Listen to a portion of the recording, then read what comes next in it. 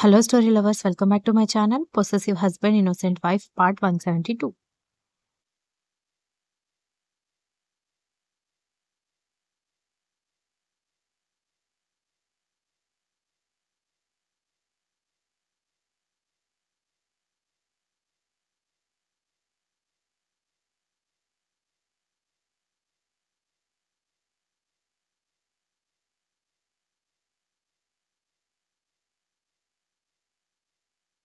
దక్ష మూతి ముడుచుకుంటూ, ఎందుకలా మాట్లాడుతున్నారు? నా మొగుడిని ఎవరైనా పొగిడితే నాకే కదా గొప్ప మరి అనగానే, సరే సరే ఒప్పుకున్నానులే, నాకు ఆఫీస్ వర్క్ ఉంది అని మళ్ళీ ల్యాప్టాప్ తీసుకోబోతున్న కర్ణ చేతి మీద ఒక దెబ్బ వేయడంతో రాక్షసి, ఎందుకు కొట్టావే అని అంటూ ఉంటే, మరి లేకపోతే ఏంటి, నాకు టైం లేదయ్యా మగడా అంటే నా తోక పట్టుకొని వదలకుండా నా ముద్దు ముచ్చట్ల కోసం, నా అటెన్షన్ కోసం ట్రై చేస్తారు. నా అంతటా నేనొచ్చినప్పుడు ఆ ల్యాప్‌టాప్‌తో కాపురం చేయకుండా నన్ను పట్టించుకోవచ్చు కదా! అని అడిగేసరికి, అయితే మనిద్దరం అని అంటుంటే కర్ణ ముక్కు గిల్లేసి, అతని మెడ చుట్టూ చేతులు వేసి గట్టిగా అల్లుకోవడంతో ఆమెని తన ఒడిలోకి తీసుకొని బుగ్గల మీద నెమ్మదిగా ముద్దులు పెడుతూ ఉంటే తమకంగా కళ్ళు మూసుకుంది దక్ష.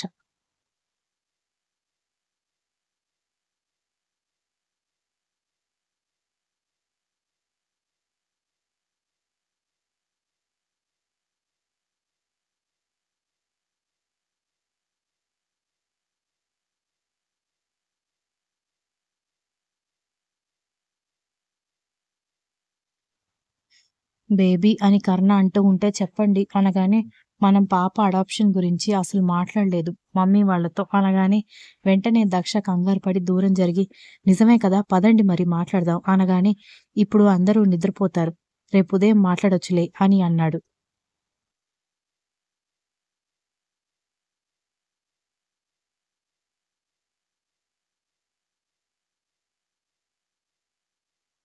కానీ అని అంటూ ఉంటే, కానీ లేదు, ఏమీ లేదు, రేపు మాట్లాడొచ్చు అంటున్నాను కదా అని దక్షని బెడ్ మీదకి చేర్చి నెమ్మదిగా ప్రణయ కావ్యానికి శ్రీకారం చుట్టాడు. నడుం చుట్టూ చేతిని వేసి ఆమెని గాఢంగా అల్లుకోవడంతో కళ్ళు మూసుకుంది దక్ష.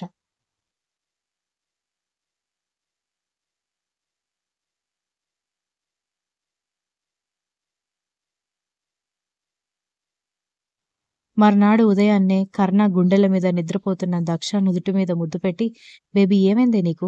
ఈరోజు ఇంకా నిద్ర లేవలేదు? రోజు కొద్దిసేపు రెస్ట్ తీసుకోవే అన్నా కూడా ఆగకుండా అటూ ఇటూ పరుగులు పెడుతూ ఉండేదానివి అనగానే, ఏమో ఈరోజు కొంచెం బద్ధకంగా అనిపిస్తుంది అనగానే, కొంపదీసి గుడ్ న్యూస్ చెప్తున్నావా ఏంటి అని నవ్వుతూ ఆమె కళ్ళలోకి చూస్తూ ఉంటే, అదేమీ కాదు అని అంటూ నెమ్మదిగా లేచి ఫ్రెష్ అవ్వడానికి వెళ్ళిపోవడంతో అతను కూడా వర్కౌట్స్ చేయడానికి వెళ్ళిపోయాడు.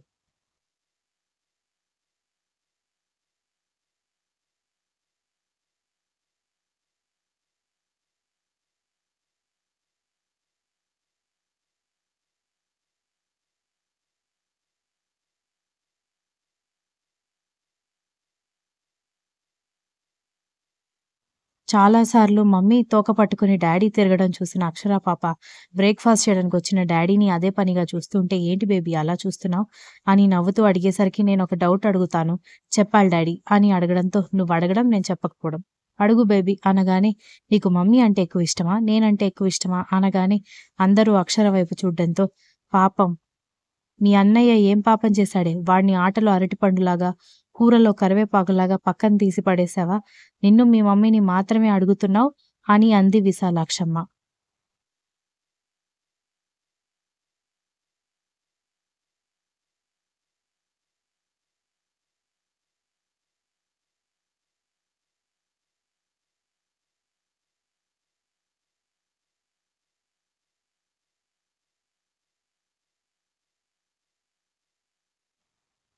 అబ్బా! జేజీ నన్ను డిస్టర్బ్ చేయకు ప్లీజ్ అని సీరియస్‌గా చెప్పి తండ్రి వైపు చూడ్డంతో కర్ణకి ఏం సమాధానం చెప్పాలో అర్థం కాక అయోమయంగా చూస్తుంటే, వసుంధర విశాలాక్షమ్మ నవ్వుకుంటూ, చెప్పరా చెప్పు, నీ కూతురేదో అడుగుతోంది కదా!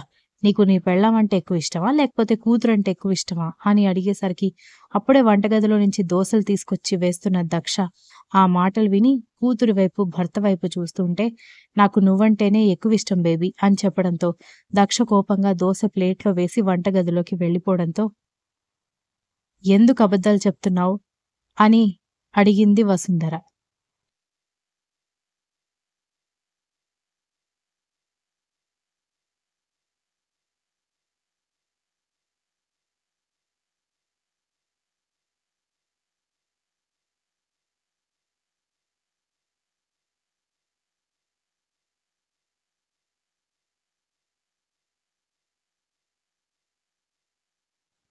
మమ్మీ నేనేమి అబద్ధం చెప్పడం లేదు అనగానే, సరే అయితే నువ్వు చెప్పిన మాట నీ పెళ్ళాం కూడా వినేసింది మరి అని విశాలాక్షమ్మ చెప్పడంతో ఒక్కసారిగా కర్ణ షాక్ అయ్యి, అది కిచెన్‌లో ఉంది కదా అనగానే, కిచెన్‌లో ఉంటే నీ ప్లేట్‌లోకి దోస ఎలా వచ్చింది బంగారం అని అడిగేసరికి తన ప్లేట్‌లో వేడి వేడి దోస కనిపించడంతో షాక్ అయ్యి, ఏం చేయాలో తెలియక తికమక పడుతూ ఉంటే, అయిపోయావురా ఈ రోజుతో నీకన్నీ కట్ అని తాతగారు జాలిగా చెప్పారు.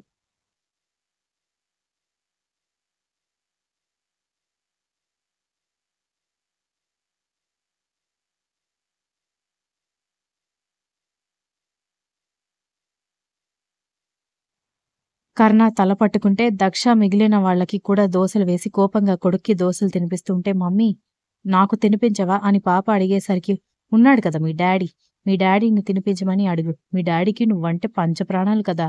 ఇంకా ఇంట్లో ఎవరంటే మీ డాడీకి ఇష్టం లేదు కదా అని చెప్పడంతో, డాడీకి దీనికి ఏంటి మమ్మీ సంబంధం? డాడీకి నేనంటే ప్రేమ ఎక్కువే ఒప్పుకుంటాను. మరి నీకు నేనంటే ప్రేమ లేదా అని అడిగేసరికి, మీ డాడీ కంటే ఎవరు నిన్ను ఎక్కువగా ప్రేమించలేరులే.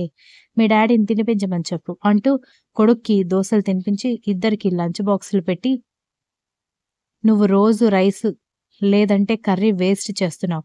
ఈరోజు గనక నీ లంచ్ బాక్స్‌లో నేను కర్రీ గాని, రైస్ గాని మిగలడం చూశానో మొహం పగలగొడతాను అని కూతురికి గట్టిగా చెప్పి, నేను తిడుతున్నానని తీసుకువెళ్ళి డస్ట్‌బిన్‌లో వేస్తావేమో. మీ టీచర్‌తో నిన్ను అబ్జర్వ్ చేయమని చెప్పాను. కాబట్టి పెట్టిన ఫుడ్ మొత్తం తినాలి. చూడు పెద్ద గాలి వస్తే ఎగిరిపోయేలా ఎలా ఉన్నావో. చేతులు, కాళ్ళు వేలాడిపోతున్నాయి. బొక్కల దయ్యంలాగా. సరిగ్గా తిను అని చెప్పింది కోపంగా.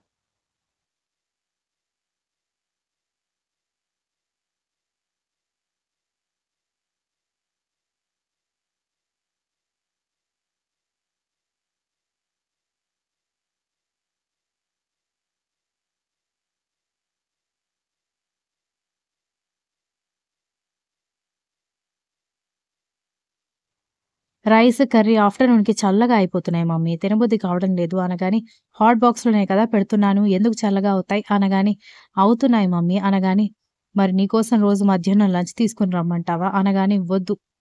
నువ్వొస్తే అందరి ముందు తిడుతూ లంచ్ తినిపిస్తావు. తర్వాత మా ఫ్రెండ్స్ అందరూ నన్నేడిపిస్తారు అనగానే, మరందుకే పెట్టింది తిను.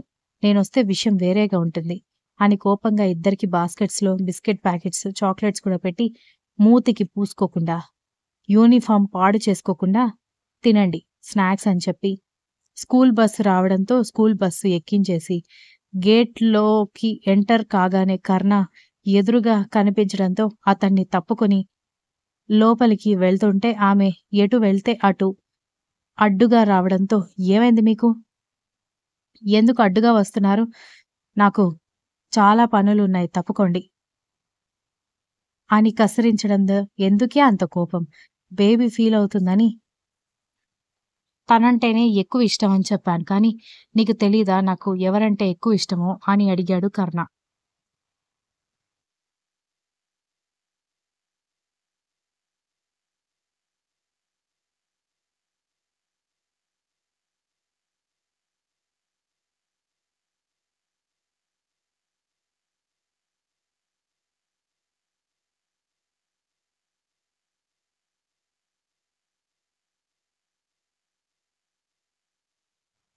నీకు ఎవరంటే ఎక్కువ ఇష్టమో నాకెలా తెలుస్తుంది? ముందు పక్కకి తప్పుకోండి అనగానే తప్పుకోను. నువ్విలా కోపంగా మాట్లాడకు ప్లీజ్ అని కర్ణ అంటూ ఉంటేనే, ఇద్దరూ లోపలికి రండి మీ పిన్ని ఫోన్ చేస్తుంది. మీ తమ్ముడితో, మీ బాబాయ్‌తో మాట్లాడినట్టుంది. ఏం చెప్తుందో చూద్దాం అనగానే, నా చెల్లెలు పెళ్లి ముఖ్యం నాకు ఫస్ట్ అని కోపంగా లోపలికి వెళ్ళగానే వసుంధర పక్కన అందరూ చేరగా, చెల్లెలి ఫోన్ కాల్ లిఫ్ట్ చేసింది Vasundhara. Continuous if you like the story please like, share, comment and don't forget to subscribe.